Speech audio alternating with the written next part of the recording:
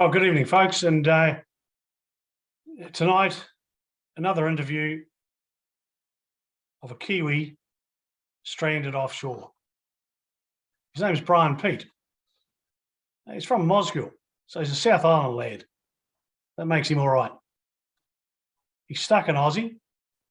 He's been putting a lot of work into helping grounded Kiwis get information on how to get their pensions redirected or saved.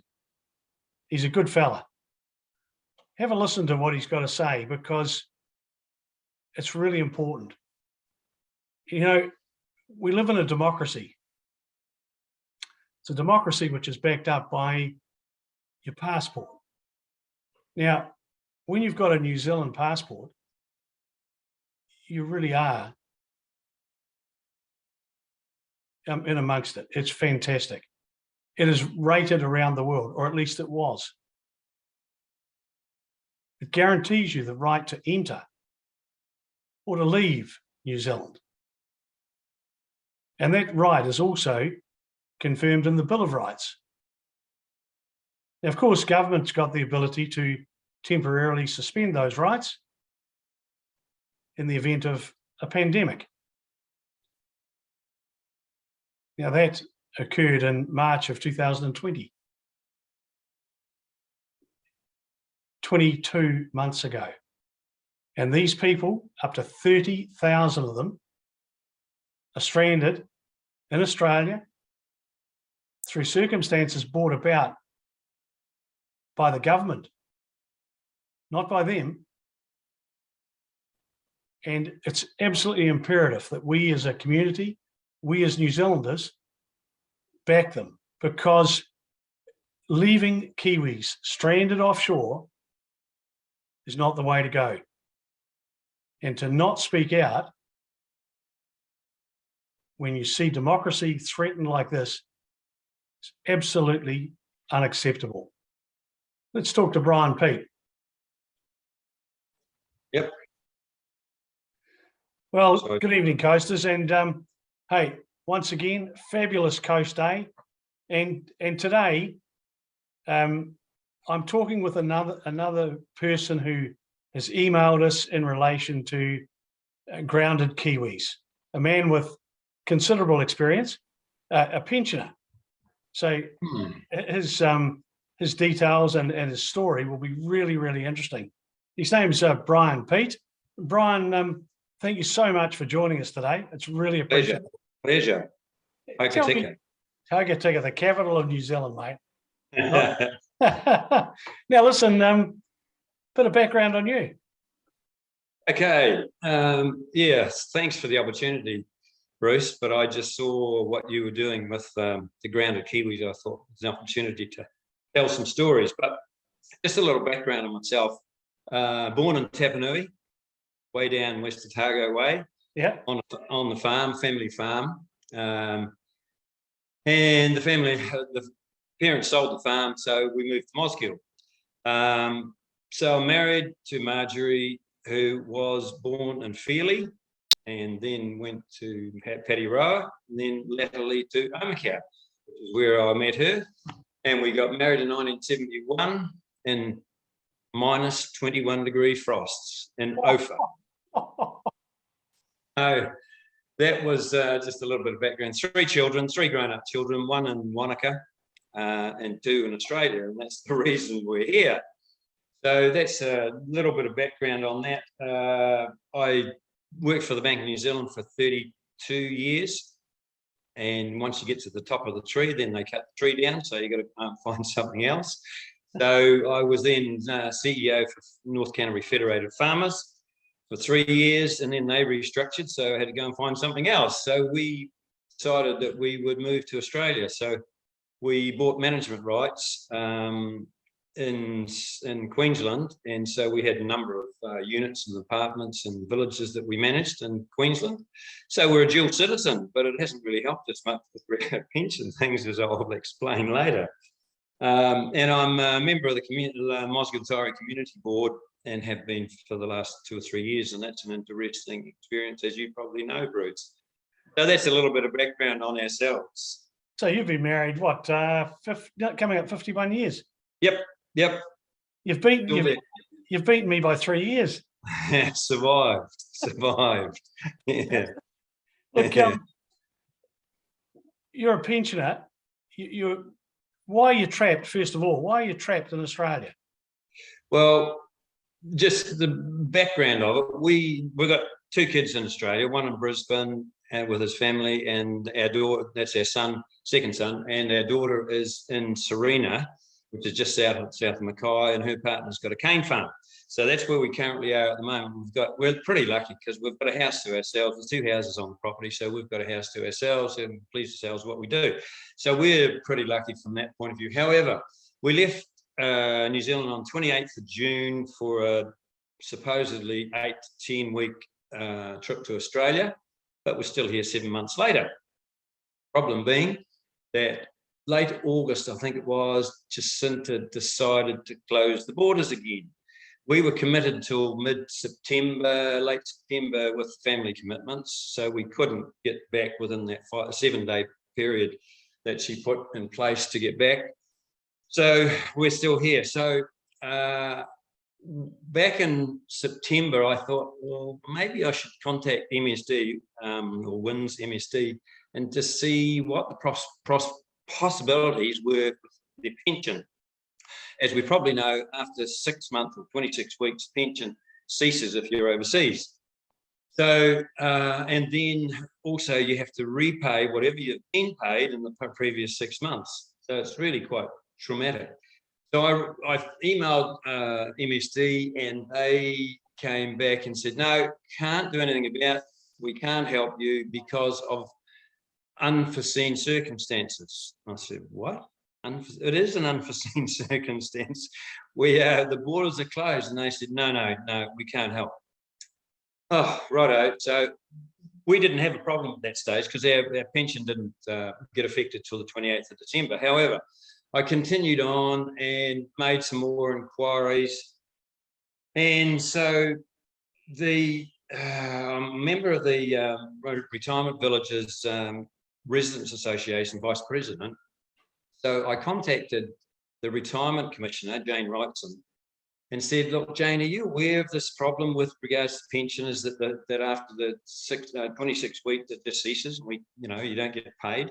And she said, no, I'm not, sorry, but I'll make some inquiries. So that was on the 5th of October, within 5 days, she contacted the general manager for MSD, and they arrived at a revised agreement for people stranded overseas to extend the pension beyond the 26 weeks, and they arranged for the waiving of the repayment of that pension for that previous period that you were paid.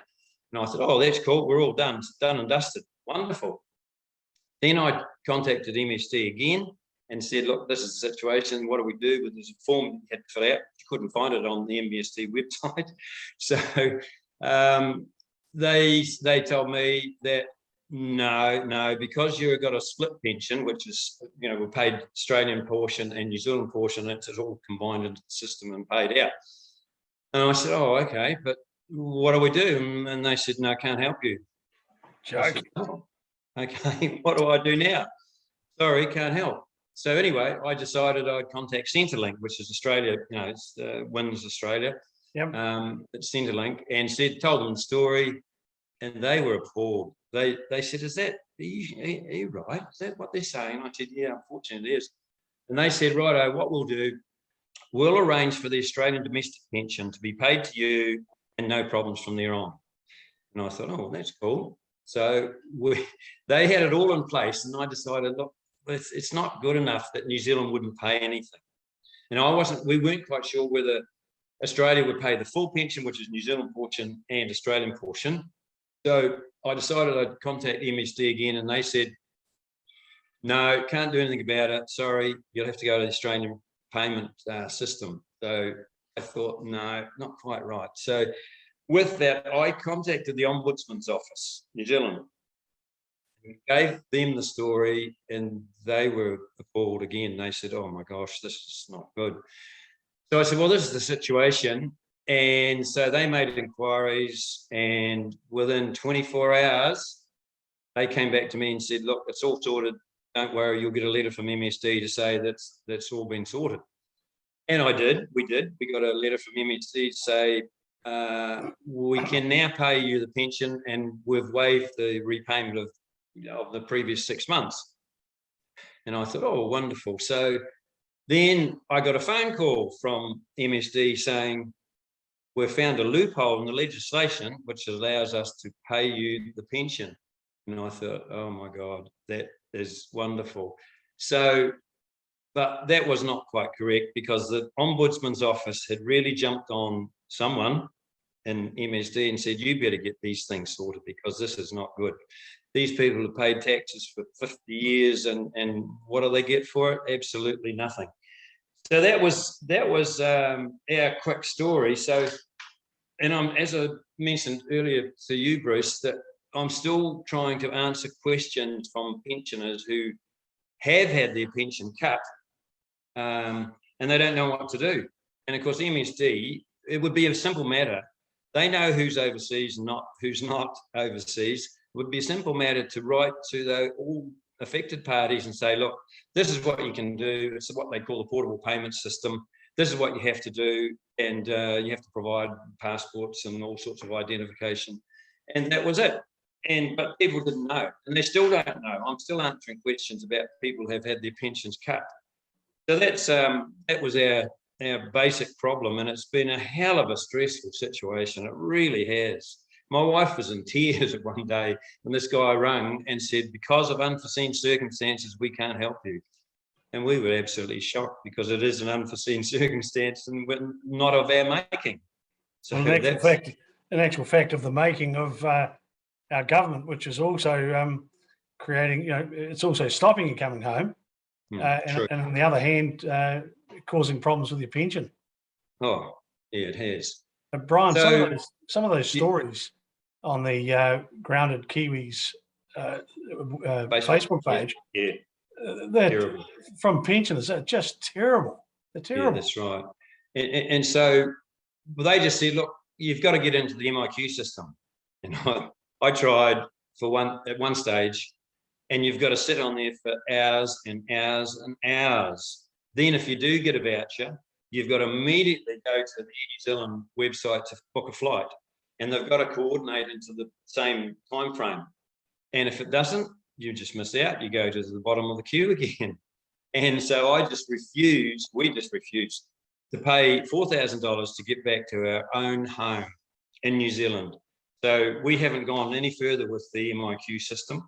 And it's going to change, I think, in the near future by the sound of it, because we're on traffic lights, or we're on phase 1, 2, and 3. I'm not sure which.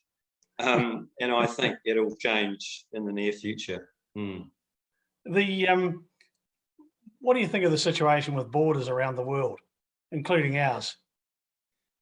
Well, we study it quite closely because of the situation that we're in. And, we're in Queensland. Queensland have opened their borders totally, full stop. There is no quarantine for anyone coming into the country. They've still got 10,000 cases of Omicron, I think, yes.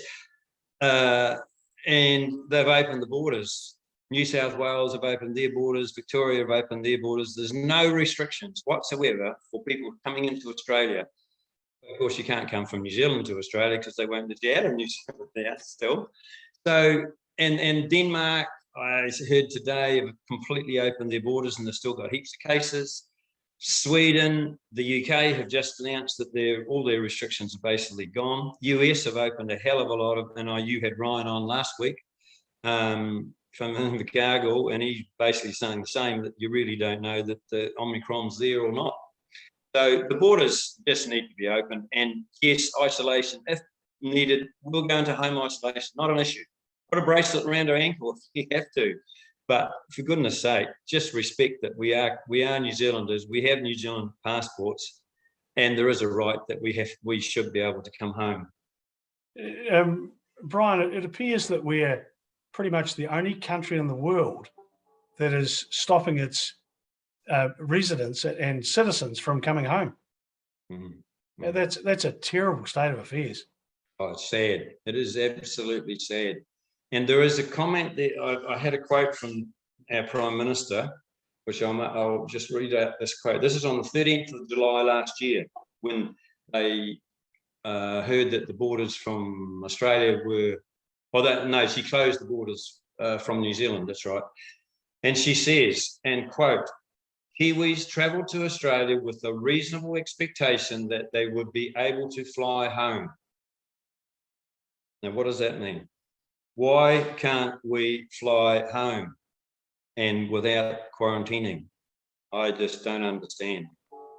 Yeah, it's look, it's significant. And looking at the figures that we're hearing, it's looking like there's about 30,000 Kiwis, because there's often 27,000, 28,000 in front of you when you're in the MIQ system. So that tells me there must be 30 odd thousand out of the million Kiwis that live offshore who want to come home. Yeah, there is. And, you know, and as Ryan said last week, you go into the queue and there is no rhyme nor reason for where you are in the queue. So if you get that voucher, if you get an allocated voucher from MIQ, then you've got to go to the Air New Zealand to get a flight. But if you miss out on that, you don't go down to number 2 in the queue, you go to wherever, and you probably never get another opportunity. It's just criminal the way it operates. It's terrible. You've got to ask the person that put it together and then promoted it. Clearly hasn't got a clue. No, it just hasn't got a clue. It's a real issue. And then MSD's told us way back in November, December, or just extend or bring your date forward or extend your date out. No, bring your date forward, that's right. Because we were going to fly home early January and our pension was going to cease on end of December. And they said, bring your flight forward. And we said, we can't, we're not allowed to. There are no bloody flights, sorry, there are no flights. So they don't understand. The bureaucrats do not understand. Well, I guess my focus on this whole issue has been the number of people who have got a passport. In the passport gives you the right to leave and to return. It's a privilege to have a New Zealand passport. The Bill of Rights gives us the same rights, and there are exceptions. There are times when a government can override that for a short period of time, and we all understand that. But for heaven's sake, it's nearly 24 months now, and this government is treating New Zealanders living in Australia like lepers. It is the most disgraceful thing. It is. It's quite sad. And we spent 20 years in Queensland, as I mentioned, and we didn't get an Australian passport because we'd travel overseas in the past, like to India, to China, to Africa, and everyone had said that the New Zealand passport is much more accepted than any other passport in the world. I would doubt very much if that's the case now, which is so sad. I'd say we've taken an absolute massive hit. And I hate to say it, but I think the Aussie passport might be better than ours now. Well, it could probably well be. Yeah, you're probably right. Brian, what's the solution? Oh, well, it's very simple. You know, all the Grounded Kiwis comments on Facebook are all basically saying just open the borders because Omicron is with us. We can't get rid of it. We can't exterminate it or eradicate it. We've just got to live with it. So opening the borders, and yes, the cases will increase, but as we've seen in Australia, they were worried like hell that the hospital system would not cope. And now I just heard on the radio this morning that Queensland have said that, our expectations of hospitalisation and ICUs have never been nowhere near what they thought they would be. So there is, and it's that comment's coming from all around the world. So I think the government is just too scared to just open the borders and let it happen. And people have said on that Facebook page, there should be a facility on your phone that you have to report in. Wear a bracelet if you have to for home isolation. Very simple. Very, very simple. One of the things that we've been doing is tracking the announcements made going back to March of 2020, the announcements made by the various experts. This is how many people are going to be in hospital. This is how many people are going to die. And you know, these experts are rolled out 3-4 times a month. Do you know we haven't found one right up to today where the predictions they made were even a fraction right? It is, and it's quite bizarre. And this Omicron is clearly a winter influenza. Yep. And like influenza in New Zealand used to kill about 500 to 600 each year. I'll tell you what, we're getting nothing like that. It's a control mechanism from a group of people that clearly haven't got a clue, and they don't realise the damage they're doing to our passport, our democracy, and the people. You know, one of the things I've noticed, Brian, is the number of people who say they put something up on Facebook and clowns all around New Zealand say, "Oh, you've gone overseas, that's your problem." Yeah, that's right. Well, let me tell you this. Right across New Zealand, there's a huge number of people that really do care. They care about the position you're in and that others are in, and they want to see it resolved, and they are pushing the MPs and the PM. Quite difficult to do when they have the ultimate control of the number of seats they've got.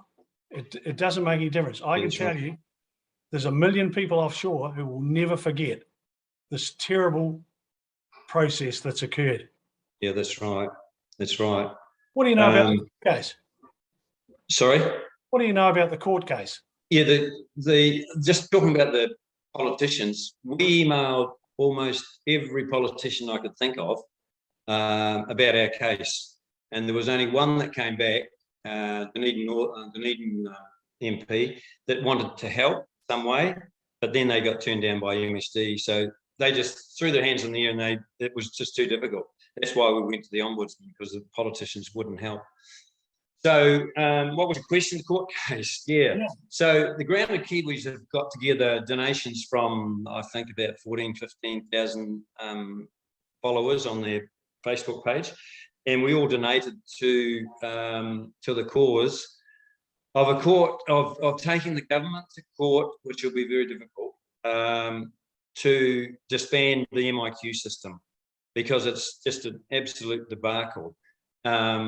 So that court case was supposed to be yesterday and the day before, 25th, 26th January, got deferred till the 14th, 15th of February.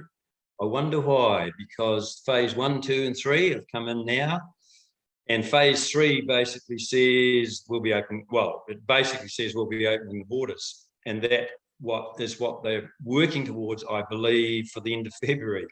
So by mid-February, I would say they will have made decisions. The court case will probably not go ahead, unless they want to go ahead on the basis that in the future the MIQ system should never ever be put in place.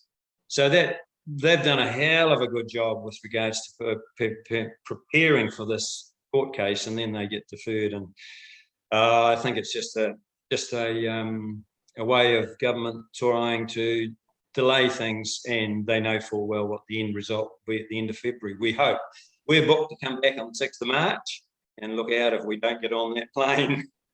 Well, look, it's government deflects. You know, PR strategy, and Wellington is full of more PR people than we've ever seen in my lifetime.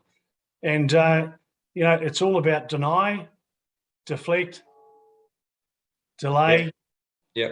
You know, and that's what we're seeing. I mean, how is it possible to self-isolate right throughout New Zealand now for, say, Omicron, and yet people who have been double jabbed and often with a booster can't come home? They've got a Kiwi passport, and they can't come home because in some way they're going to threaten us. I mean, what on earth is going on? No, we've got the 3 jabs. We're just ready to go, but we can't go anywhere. Sad. 6th of March. I should bring a busload of people over from the coast when you land in Christchurch and welcome you. No, You'll have to come down to Queenstown. We're flying into Queenstown. Oh, now you're talking. Well, look, Jim Bolt's a good guy, so Yeah. be able to catch up with Jim at the same time. You're right about the deflection of very important issues, and I just find this on the community board. Dare I say it, the left has got some real control, and it really worries me.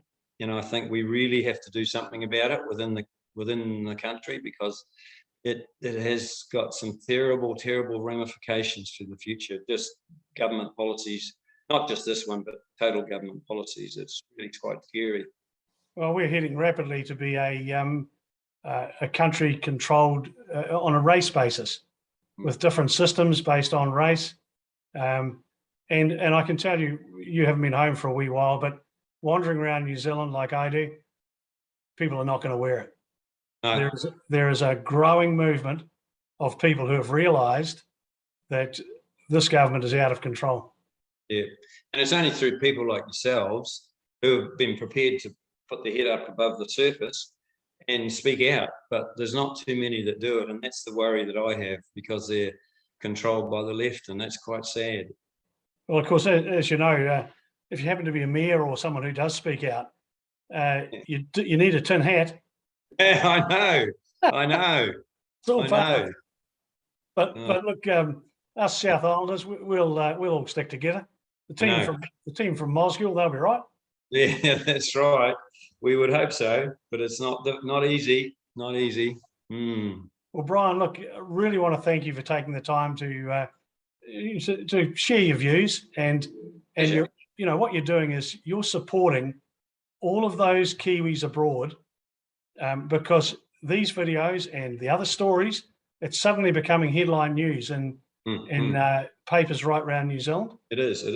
And actually, just before we finish though, Bruce, if people could, if they're watching this, the email address for MSD is international.services@msd.gov or .govt.nz. Yep. And the phone numbers, these are quite important, really. If they're in Australia, the 1800 number is 1800 150 479. And if they're overseas in other countries, it's +64 4 978 1180. Brian, would you mind emailing those to me so I don't get the numbers mixed up, and I'll put them in the heading to the post. Yeah, absolutely. And that way we can share it around. Yeah. And do you recommend that people pick up the phone and ring them? Yeah. No, they are good to deal with. They are very good to deal with. And when we had their major problem mid-December, and when it was all going to hit the fan, the girl from Centrelink Australia kept me on the line and rung WINS or MSD in Wellington. And the two ladies, within 20 minutes, sorted the problem out that the politicians and anyone else couldn't even think about sorting it out, but they'd been told by the ombudsman to sort it out.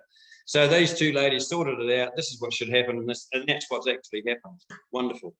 They're, everybody answers to somebody, and that's the problem. But the fish always rots from the head. Yeah, that's right.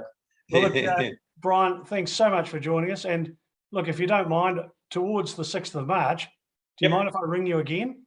Yeah, not a problem. Yes. Because we need to ensure that the heat is kept on. People need to know, and people like myself who genuinely care about pensioners who are stuck in Australia, people who can't come home to go to funerals, people who can't.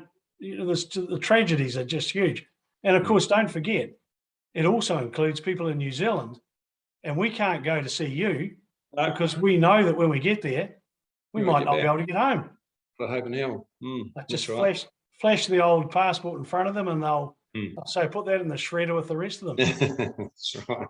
Brian, thanks so much. On behalf of all the people watching here, we really appreciate you coming along and having a chat. Pleasure, no problems. Yeah. Well, folks, what did you think of that? Brian Peat, he's an intelligent person, well-travelled, a New Zealand citizen. He's got a passport, married in New Zealand in 1971, lived a bit in Australia, travelled backwards and forwards and around the world. And he makes some very interesting observations. And one of the major ones is we have 30,000 Kiwis trapped, grounded in Australia who want to come home. Now, it's not every Kiwi out there. You realise we're not a team of 5 million, we're a team of 6 million, because approximately 1 million Kiwis live offshore. What do you think it does to anyone around New Zealand who's sitting there thinking, I'd love to go and see the grandchildren, go and see the kids, I'd like to go and have a look around Aussie. You know, their problem is not leaving New Zealand. Their problem is with this government changing the rules on a continuous basis and seeming to have no definite plan, they can't get back in. So they're out of the country and they can't get back into the country. Their passport has been devalued hugely. Now it'll change because right around the world, borders have opened. So it'll change. The damage that's been done in the meantime will never be able to be calculated. And those people who have been ignored by government, and you've seen the hundreds of letters coming in from grounded Kiwis abroad. You've seen hundreds of them. And a lot of them have got stories of being unable to attend their dad's funeral, or being unable to come home because someone's ill, or being unable to come home after they've made the decision that the 12 months or the 3 years they've spent offshore, it's time to come home, and they can't. And then they get told, yes, you can, from the state. And so they all rearrange their lives. They drop their jobs. They get rid of the rental. They sell the car. And then it changes again. It says, no, sorry, you can't come home. Forget about the fact that you've got what was the most valuable passport in the world, which is a New Zealand passport. Forget about the Bill of Rights, because we've got a little group of people who feel that control of 1 million Kiwis offshore is more important than democracy. I'll leave that with you. And a big thanks to Brian Peat. A nice, clean, clear interview. So thanks, Brian. And we'll look forward to seeing you on the 6th of March when you land in Queenstown. Catch you later.